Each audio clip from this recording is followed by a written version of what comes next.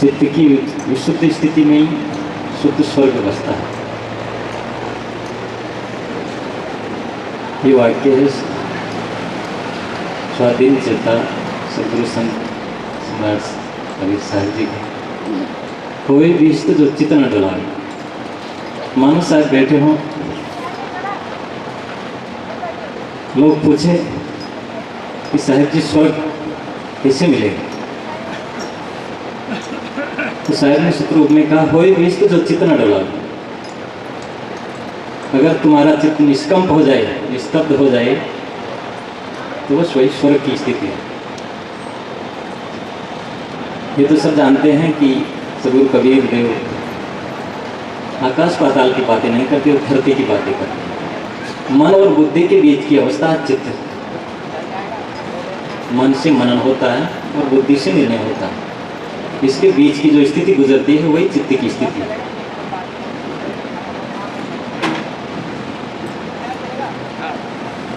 जब चित्त में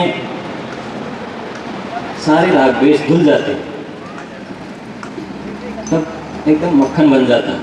हम जीवन में यूं ही समय बर्बाद करते हैं, किसी से वेर बांध लेते हैं, किसी से राग कर लेते हैं। बेशकीमती समय रहता है, अस्थिर जीवन ही हमारा चला जाता है। करत विचार जन्म गो कीसे इतन रहत असादा। साहब ने कहा है कि विचार करते करते जीवन चला जाता है, लेकिन अपने आप को साध नहीं पाता। सदगुरु को समझने के लिए कहीं पहलू है, कहीं विषय है। हम यहाँ पर चर्चा करेंगे शुद्ध चित्त के बारे में। हम इस पर ध्यान नहीं दे पाते, इसलिए हमारा पूरा जीवन अशुद्ध और अशांत बना रहता है। कई कबीर जयंतियाँ आई, मनाए और मनाते रहेंगे। जीवन उसी का धन्य है जो जीवन को समझता है। नहीं तो जीवन में काले राती यही करते रहते हैं लोग। जीवन में आकर जो जीवन को समझता है उसकी दिशा बदल जाती है, उसका चित्त परिवर्तित हो जाता है। सदगुरु में सीख देते हैं कि हम अपने चित्त को सही दिशा दें। हम जो कुछ भी सोचते हैं उससे हमारा जीवन बनता है। हम जो बाहर से दिखते हैं वो हमारा जीवन नहीं है। हमारा चित्त कैसा चिंतन करता है, हम अंदर से कैसे हैं, वही हमारा बाहर से जीवन बनाता है। हम बाहर से बहुत चीज़ों को भोगे, खाए, देखे, सुने, लेकिन चित्त को अस्थिर बनाते रहते हैं। रात दिन हम विषाद की विभूति मोल लेते हैं। इसे गोस्वामी जी ने कहा है कि जीव शिव सम सुख सयन सपने कच प्रतीत जागृत दीन मलिन वे विकल विषाद विविध। जीव जब सोता है तो शिव के समान है। जीव शिव सम सुख सयन, जब सुख से सोता है व्यक्ति तो शिव के समान है। जब हम सोते हैं तो सब समान अवस्था में होते हैं, चाहे राजा हो, चाहे नौकर हो, चाहे कर्जी हो, चाहे कोई भी हो, तो उस स्थिति में रहते हैं। लेकिन वो बेभान की अवस्था रहती है। वही अवस्था जागृत में हो जाएगी। जीव शिव सम सुख शयन सपने कच प्रत्युत, सपने में कुछ कुछ करने लगते हैं। जागृत में जो हम व्यवहार करते हैं, जैसा सोचते हैं, उसी के संकल्प विकल्प सपने में चलते हैं। अगर हमारा जागृत सद जाता है तो सपना शुद्ध होता है। लेकिन जो ही जागता है व्यक्ति, जागृत दीन मलिन हुए, जागते ही दीन और मलिन हो जाता है, अशांत। सुबह से उठते ही अशांति का जीवन जीता है। और विकल विषाद विभूति, विषाद की विभूति पूरे जीवन में विषाद की संपदा इकट्ठा करता है। एक विषाद होता है, एक प्रसाद होता है। प्रसाद का मतलब शांति, एकदम शांत चित्त। हमें देखना चाहिए हम अधिकतम समय किसमें गुजारते हैं, प्रसन्न रह के गुजारते हैं या अशांत रह के। ये जीवन हाई हाई में चला जाएगा या इसमें बैठकर कुछ काम भी करेंगे। तो शायद कहेंगे चित्त को निष्कंप करो। एक निःशब्द होता है, एक स्तब्ध होता है। शरीर की स्थिति जब ध्यान में बैठते हैं तो शांत स्थिति से बैठने के लिए बोलते हैं, चंचल न कर। लेकिन मन भी अशब्द हो जाए, शांत हो जाए, वो कब होता है? जब उसके लिए हम मेहनत करते हैं। कोई काम असंभव नहीं है, उसको हम असंभव सोचते हैं, इसलिए वो असंभव बना रहता है। सोई कहता सोई होगे, जैसा हम कहते सुनते रहते हैं उसी प्रकार के हम बनने रहते हैं। शायद इसके लिए निर्देश करते हैं, ते निकली न बाहर आओ, तुम इन नेगेटिव भावनाओं से निकल करके बाहर आओ। अपने आप को कभी भी हीन मत समझो।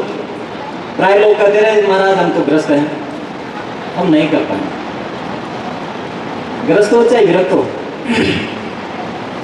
ध्यान नहीं देंगे तो न विरक्त कर पाएगा न ग्रस्त कर पाएगा। एक हमारे साथी थे, दूसरे प्रदेश के थे, बहुत भजन गायन इत्यादि करते थे। तो मैंने कहा यार इसको क्यों गाता बजाता है? हम अगर साधु लोग ये गाना बजाने में लग जाएंगे तो अमिताभ बच्चन और शाहरुख खान क्या करेगा? हमारा जीवन एक अलग स्तर का है। हम जीवन को सोच नहीं पाते, यूं ही गंवा देते हैं, आने में, जाने में, खाने में, पीने में, मान में, सम्मान में। जिस जीवन को हम प्राप्त किए वो बेश कीमती है, और इसमें साधु जीवन धारण करना ये तो सबसे उच्च स्थिति की बात है। तो इसको हम काम, क्रोध, लोभ, मोह विकारों में खो देते हैं। साहिब की वाणियां सहज है, आम जनता के लिए है और वैराग्य से भरी हुई है। जब तक हम जीवन में वैराग्य नहीं लाएंगे तब तक अशांत बने रहेंगे।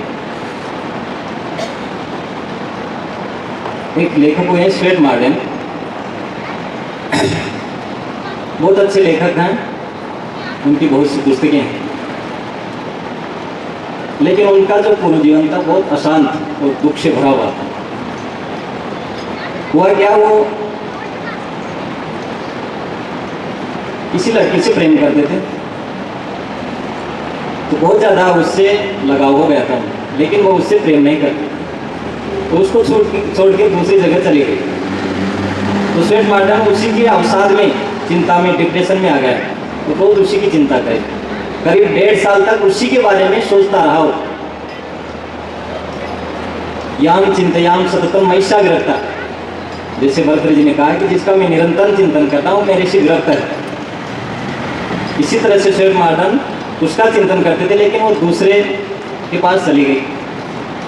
1.5 वर्ष की बात हुई, एक दिन वो अखबार पढ़ रहे थे, तो फर्स्ट पेज पर ही देखता है कि एक करक्षा स्त्री ने अपने प्रेमी की जान ली।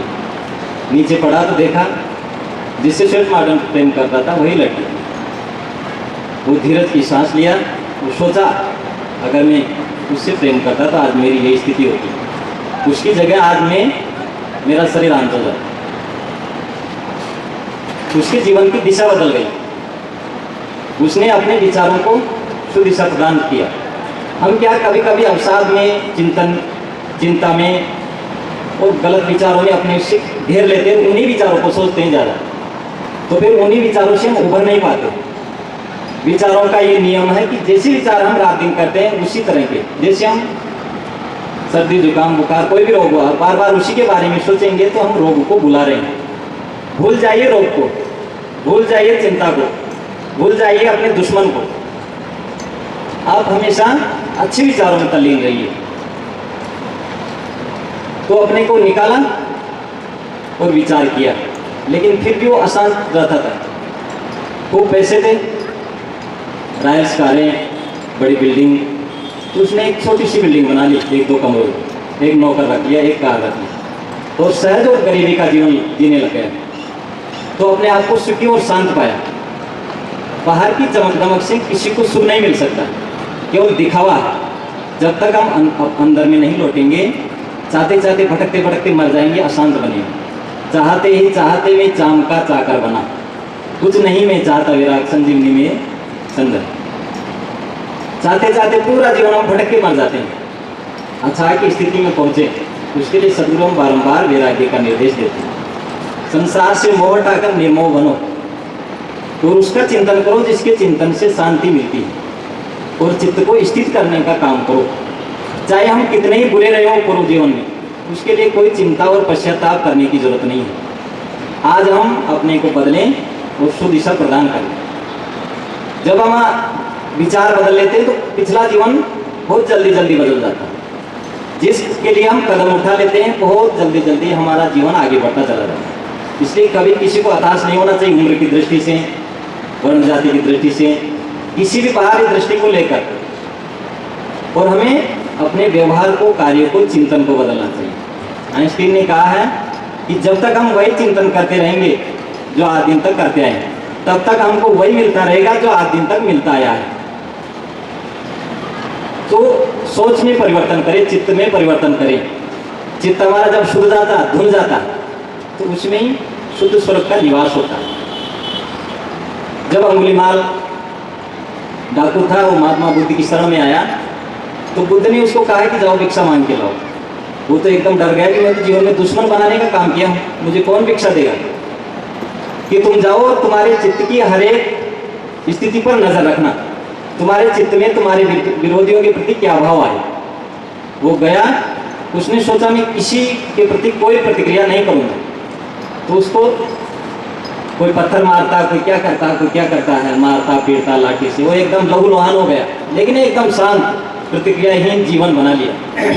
हम हमेशा प्रतिक्रिया में जीते हैं, वो ऐसा क्यों कहा, यहाँ ऐसा होना चाहिए, वहाँ ऐसा होना चाहिए। मन का कुतर्क जाल, इसको खत्म करने का काम करें। जब हम इसको खत्म कर देते तो जीवन में शांति के अलावा कुछ बचता नहीं है। तो आए बुद्ध के पास, बुद्ध ने पूछा कि कहो तुम्हारी स्थिति क्या हुई कि लोग मुझे मारे पीटे कुछ भी किए, लेकिन मेरे मन में उनके प्रति कुछ भी बदले की भावना न हुई। तो बुद्ध ने कहा कि तुम बहुत निर्वाण के पास हो। तो हम चाहे जितने पीछे रहे हों, आज से हम अपने को सुधार लें, दिशा बदल लें। महापुरुषों के जन्म और जीवन दिन से हम ये शिक्षा ले लें कि हमें अपने जीवन को अच्छा बनाना, अपना स्वभाव अच्छा बनाना, अपना व्यवहार अच्छा बनाना। यही तो जीवन की असलियत है। जीवन में हमको दुख क्यों मिलता है? गंदे चित्त के कारण। ये जग जलते देखिए, अपनी आग, दूसरे की आग से नहीं जलते हैं। सदगुरु कहते हैं कि अपनी आग से हम जलते हैं। तो अपनी आग को शांत करने का काम करें। तो साहिब कहते हैं कि हम अपनी तरफ लौटे, अपने चित्त को शुद्ध बनाएं, वही शुद्ध चित्त में शुद्ध स्वर्ग रहता है। इन्हीं के साथ में मेरी वाणी को विराम देता हूँ। बोलिए सदगुरुदेव की।